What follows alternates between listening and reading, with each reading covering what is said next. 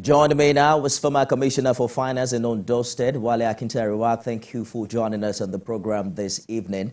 Governor Akeredolu dissolved the State Executive Council on Wednesday, which terminated your appointment as Commissioner, as well as other members of the cabinet appointed by former Governor Akeredolu.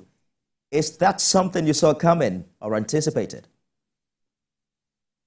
Hello?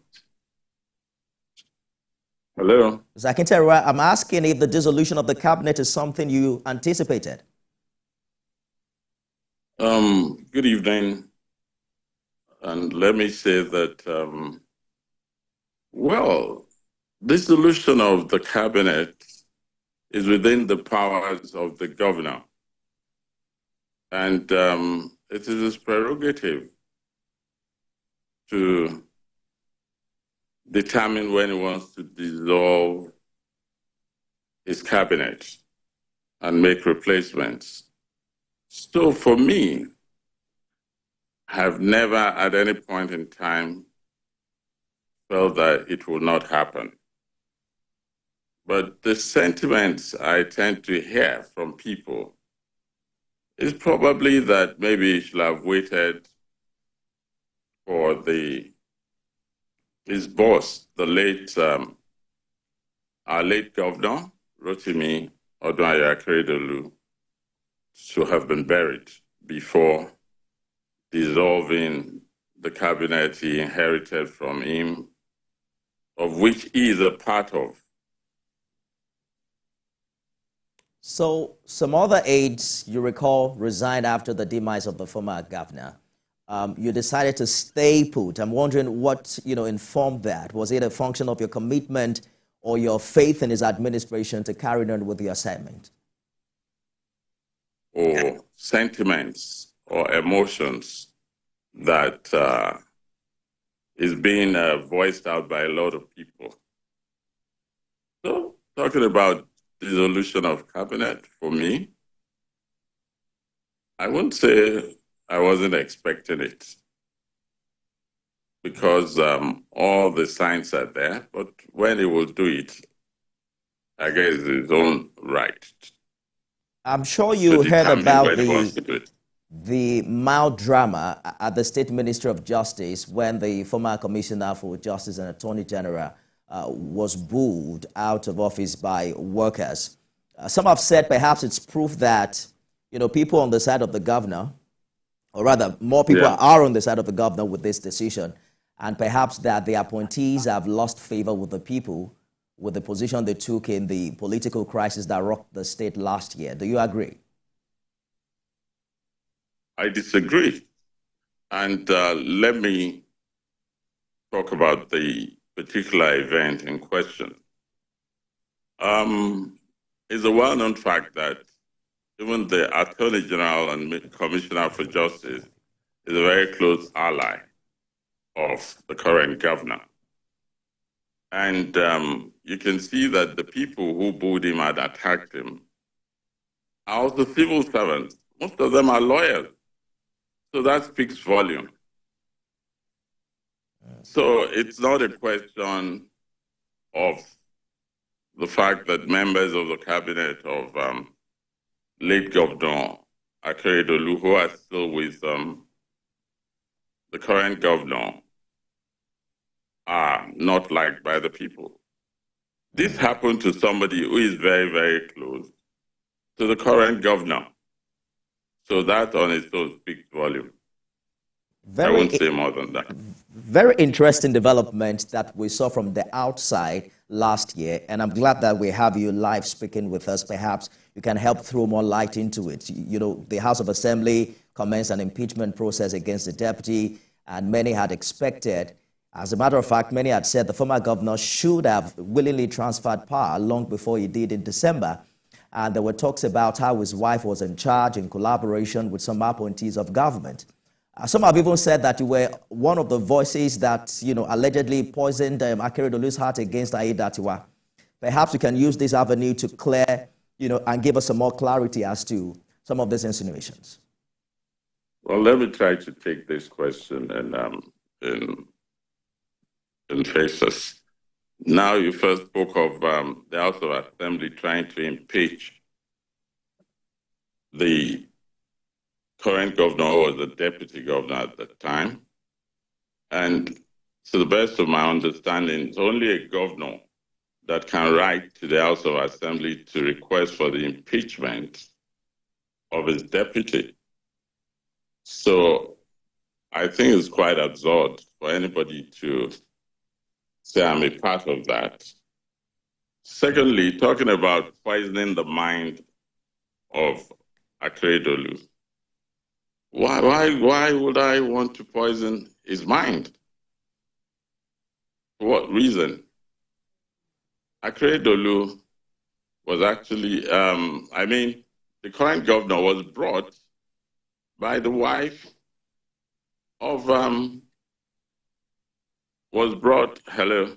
I can hear you. Hello? I can hear you. Please go ahead. The current governor was brought by the wife of the deputy governor, by the wife of Akeredolu and Akeredolu himself, to be his deputy. So, if it's somebody who has been brought by both parties, I find it difficult to see what my interest in him being impeached is, and why I would poison. I was commissioner for finance in that government, and even the first term of Akeredolu, I was also a commissioner for finance.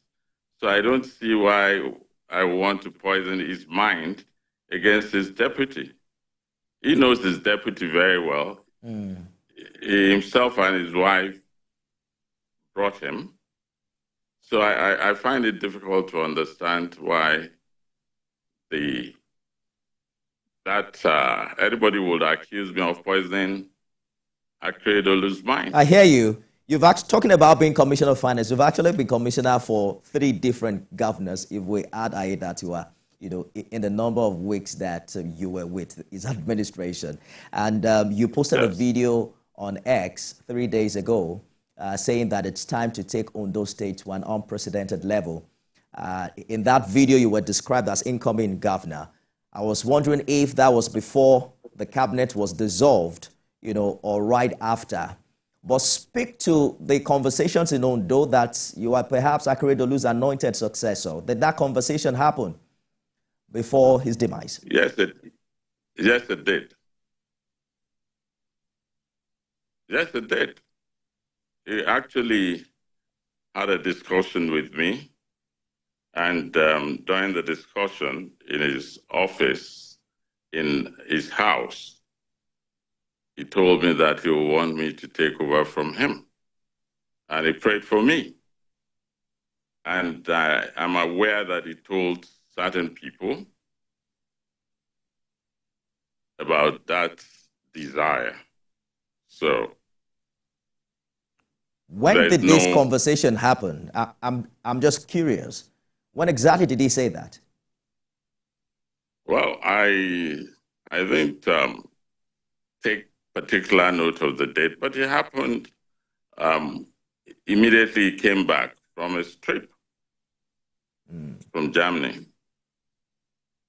What then do you think your chances are against an incumbent governor? Because we're hearing that Governor Akeredolu also has an interest for the APC ticket. Well, I can tell you that at the appropriate time, I will announce my intention, which is really not in doubt, but I'm still making further consultations. And I can assure you I'll get the ticket. The people are with me, and I'm very confident that I will. You returned to Akure yesterday, and we saw the video of quite a number of people welcoming you in what has now been reported as an heroic welcome. Was that part of your declaration plan to make your intent known to the people? Let me tell you the truth about yesterday's event, which I think the governor has made what I'll call a very poor copy today.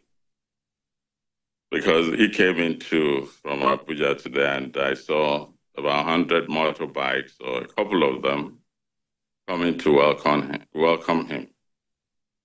The cabinet was dissolved by him on Wednesday, and I didn't plan anything until I had yesterday morning that people were planning to come and receive me at the airport. And the truth is I would have arrived earlier than I did, but for the bad weather yesterday. So for me, I see it more as people coming to welcome me home for the good service I've rendered to the people of Ondo State, and in appreciation of my little efforts in ensuring that life is better for the people.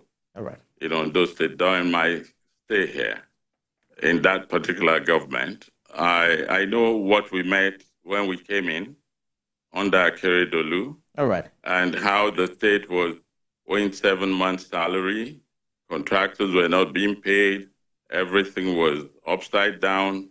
And when Akeredolu came in, he brought in a team of what I'll call very articulate and focused people. And we see the results today. At that time, the IJR was about 600 million a month.